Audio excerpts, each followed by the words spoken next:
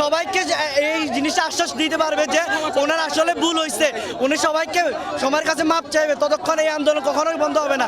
আর আমাদের যা দাবি যতক্ষণ মেনে নিবে না ততক্ষণ এই আন্দোলন জীবনও বন্ধ হবে না। দফা এক, দাবি এক, শিক্ষামন্ত্রীর পদত্যাগ। উনি সঠিক সময় সঠিক সিদ্ধান্ত নিতে পারে নাই, তাই ওনার পদত্যাগ দরকার।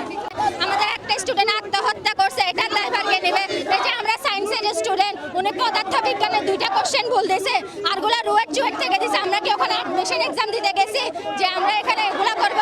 এটা তো হবে না। আমাদেরকে একটা সুষ্ঠু, উনি যদি এডুকেশন সিস্টেম না পাল্টাতে পারে আমরা মিলনের পদত্যাগ চাই। ছিল এই ব্রয়লারের মুরগি যদি 24 সালে না নামতো, আপনি আজকে শিক্ষামন্ত্রী হইতেন না। আমাদের এই বড় ভাইয়েরা রক্তপাত করে অনেকজন শহীদ হয়ে আজকে আপনাকে শহীদ শিক্ষামন্ত্রী ট্যাগ দিয়েছে, আর আপনি এখন আমাদেরকে ব্রয়লারের মুরগি বলতেছেন। আমরা এমন মন্ত্রী চাই না।